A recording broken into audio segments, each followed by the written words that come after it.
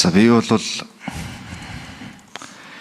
энэ хуулийн төслийг өнөөдөр хилцгүй байх уу гэж ярьж байгаа энэ процесс төр үнэхээр харамсаж байгаа. Ер нь манай парламентын гишүүдээс үе нэг ийм үйлдэлүүд өгөөд гардаг. Энэ парламентын сүүлийн гишүүд юм шиг. Энэ гишүүдээр энэ парламент ер нь цаашдаа дуусах юм шиг, зогсох юм шиг. Зөвхөн өөрсдийнхөө мэдрэмж, өөрсдийнхөө байгаа байдал, нөхцөл байдал дээр үнэлт хийгээд Монголын парламент төрөөр тоглоод байдаг. Тоглох санаачлаг гаргаад байдаг. Одоо сая хууль санаачлагчдаас асуулт асууж байгаа, хариулж байгаа хэлцүүлгийг сонслоо. Эргээд гарах сөрөг үр дагаврын талаар олон гишүүд бас сануулж байна, олон гишүүд бас асууж байна. Хууль санаачлагчийн зүгээс хариулахдаа жишээлбэл парламентын дархлаа яах вэ гэх тэгэнгүүт ёс зүйн яах юм бэ гэнгүүт их хурлын гишүүд та нар өөрсдөө шийднэ. Гишүүнийг ингээд чагсаалтын гишүүнийг эргүүлэн татаад эхлүүл яах юм бэ гэхээр сонгуулийн хуулиараа явна. Энэ парламент эргээд энэ хуулиас чинь болж Монголын парламентын засаглал цаашдаа мянган жил үргэлжлэх энэ парламентын засаглал хаашаа явах вэ? Ямар муу үр дагавар гарч болох вэ гэдэг дээр ерөөсөө бодоогүй шүү дээ. Энийг хамгийн түрүүнд бодож явах хэрэгтэй, энийг ухамсарлаж явах хэрэгтэй. Бид нар бүгдээрээ. Айгүй ойлгомжтой шүү дээ, нэг хэдэн хүнд хариуцлага тооцох гэдэг шүү дээ. Энэ тагим сууж л байна. Энэ хүмүүсийн чинь бас хариуцлага тооцъё гэдэг бид нар ч хүсэж байгаа шүү дээ. Тэгтээ биш дээ. Ямар ч анчин хүн биш дээ. Ан хийх гэж байгаа нэнэгээд ой мод уул усаа тэр чигтэн шатаадгүй байхгүй. Зүгээр ангаа хийлдэ. Яагаад парламентыг ингэ шатааж хайх гэдэг? Нурааж унгаах гэдэг. Тодорхой яг үнэ л хэлж штэ. Энэ хоёр заалт тэр нэг гишүүний ёс зүйн ностой зөрчлөөр эргүүлэн татах. Тэгээд дээр нь тэр жагсаалтын гишүүдийг эргүүлэн татах гэдэг. Энэ хоёр заалт чинь л та нарын өргөн барьж байгаа төслийн амин сүнсэн штэ. Энэ хоёр заалтгүйгээр энэ хууль чинь цаашаа та нарт хэрэг болохчгүй санаачлагчдад. Тэгэхээр Монголын парламентыг бас бид нэр бүгдээрээ бодох хэрэгтэй. Энэ парламентын гишүүдэд Монголын парламентын багныг өшөглөх эрх байхгүй. Энийг яриа сууж явах бүр ийм ямар ч эрх байхгүй. Биднэрээр дуусгах гэж байгаа парламент биш шүү дээ.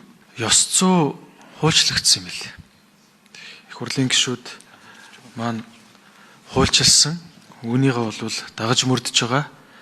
За энэ нь болохоор төрийн албаны тухай хуулийн 11-1-2, 11-1-4-т улсын хурлын дарга, улсын хурлын дэд дарга, улсын хурлын гишүүд нь улс төрийн албан тушаалд хамаарна гэж заасан байдаг. За үүнтэй уялдаатай төрийн албан агчийн ёс зүйн хуулийг бас баталсан их хурлын гишүүд маань. Энэ ёс зүйн хуулиндаа болохоор төрийн албаны 225,000 орчим төрийн албан агч албан тушаалаас халагдах хүртэл хариуцлага хүлээх боломжтой байдаг. Харин их хурлын гишүүдийн хувьд болохоор төрийн өндөр албан тушаалт нь хамаарж байгаа. Мөн адил энэ хуулиндаа хамаарах ёстой. Гэтэл гишүүний ёс зүйн дүрмээр зөвхөн цалингийн 20% хүртэл торгуулах асуудал яригдж байгаа. Тэгэхээр эн чинь нөгөө дабл стандарт чинь бас үүсэж байгаа асуудал. Ард иргэдийн бухимдал, бидэнд гаргаж байгаа өргөдөл, санал гомдол. Инхээр энэ хууль маань энэ дүрмтэйгээ дахиад зөрчилдсөн асуудал байгаа байхгүй. Тэгэхээр манай ерөнхийлөгчийн санаачилсан энэ хууль бол энэ хуулийн ойлгомжгүй зөрчилтэй олон энэ асуудлуудыг шийдэж байгаа асуудал юм аа. За мөн одоо эрийн гишүүний асуусан ёс зүй хэрхэн тодорхойлох вэ гэж дөрөв өмнө бас дурдсан. Ёс зүйг болвол хэрхэн зохицуулах вэ гэдгийг их хурлын гишүүд та бүхэн шийднэ. Ийшээ болвол бид бүхэн орох хэрэггүй. Улсын хурл бүрийн эрхийнхээ хүрээнд улсын хурлын гишүүнтэй одоо та саналаа өгөөд энэ дотроос хэрхэн хэв шинжийг нь хэрхэн тодорхойлох вэ? Дүрм журмыг нь хэрхэн гаргах вэ? Зохицуулт нь хэрхэн байх вэ? Ёс зүйн зөрчил, ёс зүйн ноцтой зөрчил гэж юуг тодорхойлох вэ гэдгээ нээлттэй хэлэлцээд энийг тодорхойлох юм ба.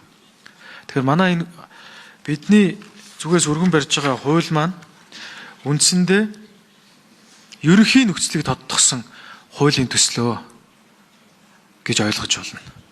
За баярлалаа. Түрүүн нэгтэй юу асуусан? Цэцгийн тухай гишүүн асуусан.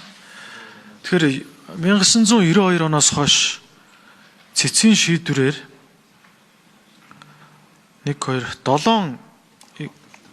7 тохиолдолд их хурлын гишүүдэд шийдвэр гаргаж ирсэн юм билээ.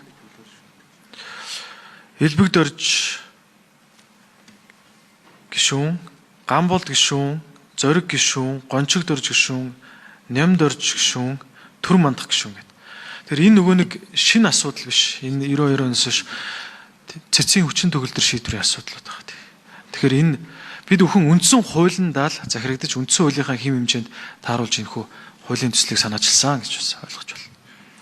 За би энэ Монгол Ардын номынхнаас одоо сүүлдээ гуйдав. Хоорондоо маргалдаж болно, тэмцэлдэж болно, санал зурж болно. Нэг нэгнээс өш хонзон авч болно. Хин нэг нь ах нь хин нэг дүүгээ ороолгож боллоо. Гэтэ Монголын төрийг битгий ашиглаад байгаа ч. Энэ парламентын арчлал гэдэг юм хайрлаач. Ерөнхийлөгчийг бол ойлгож байгаа. Ёс зүй сахилга хариуцлага өөрөө цэргийн хүн байнга ярьдаг. Сахилга хариуцлагатай бай, ёс зүйтэй бай, ёс суртахуунтай бай гэдэг санаачлаг гаргаж байгааг нь ойлгож байгаа. Тэгээ энэ хууль санаачлагчид нь оруулж ирэхдээ ингээд завруулаад идэм үү? Эсвэл үнэхээр энэ Монголд энэ парламентын засаглалд тохирохгүй гэж хэлээд байт юм. Монголын заан андгаа буузаа гэж парламентын танхимд орж ирээд би бол парламентын арчлалынхаа төлөө байсаар байгаад явна гэж өөрөө хэлчихсэн. Одоо энэ өргөн барьсан энэ залуучуудын боловсруулсан хууль бол тэр гол бүр яг авч явах гэж байгаа хадгалж авч үлдэх гээд байгаа тэр хоёр заалт нь Монгол парламентыг байхгүй болох гэж байна. Парламентын гишүүн гэдэг ойлголтыг байхгүй болох гэж байна. Урдуур нь ёс зүй гэдэг ийм маск баг л зөвлөж байгаа. Тэгэхдээ Наранtuya Нара гишүүний үйлдэлээр бамбаа хийж байгаа. Нараагаараа л байсан, нараагаараа л байгаа, нараагаараа л байна штэ цаашд. Тэгээд орж ирчээд нараа болоод байгаа юм. Энэ одоо тэгээ парламент бидний буруу болоод байгаа юм. Сонгогдоод ороод ирсэн хүн. Яг үнэндээ тэр намд саналаа өгсөн тэр 8% сонгогчдын санал яг тийм парламентад бас нааратай баймир л байгаа шүү дээ. Тэдний буруу юм. Тэгээ ёс зүйгүй гэж хэлэх юм. Би бол ёс зүйгүй үйлдэл гэж хэлэхгүй. Энэ бол ёс суртахуунгүй үйлдэл. Ёс зүйгүй үйлдэл гэдэг бол хууль дүрмэд гол байхыг л хэлнэ. Ганц нэг ёс зүйгүй бас авир гаргаж ирсэн юм байна. Марч намайг гүтгэж өмтгээд. Энийг нэг гүтгсэн бол Монгол улс хуультай шүүхтөөгөл болоо. Гэтэл одоо тэрүүгээр далиндуулаад тэрийг бахан хөлсрүүлж байгаа л энэ гişүүд ер нь болохоо байлаа. Жогон ташуурдъя. Тэгээ олон нийт нь алга дашаад олон нийтний шаардаад ангууд сонгогчдоос айсанда батлаад явна. Энэ хөөхөн ийм төлөвлөгөө гаргацсан юм шүү. Энэ Монголын парламентод энэ их хуралд бас энэ парламентын засаглалаа харилдаг. Бас нэг өнөө маргаашаа боддог ийм гişүүд олон байгаа. Бид нар өөрсдийнхөө тэр ёс зүйн асуудлыг хариуцсан ажлаа хийх ёстой, ажилдаа ирэх ёстой, хуралдаа суух ёстой, саналаа ухамсартайгаар өгөх ёстой гэдэг асуудлуудаа их хурлын дарган дэрэгдэх зөвлөл дээр ярьж байгаад их хурлын гишүүд нь өөрсдөө өргөн барьчихъя. Парламентыг цоолж өш хонзонгоо авах гэж байгаа энэ санаархлуудыг зогсоох хэрэгтэй. Энийг татчих хэрэгтэй. Энийг бол надаар хэлүүлдэггүй нь хуульч сайн мэдж байгаа. Сөрөг үр дагаврыг нь асуугаад хариулахгүй шүү дээ. Яагаад хариулахгүй нэхэр мэдээд байгаа байхгүй.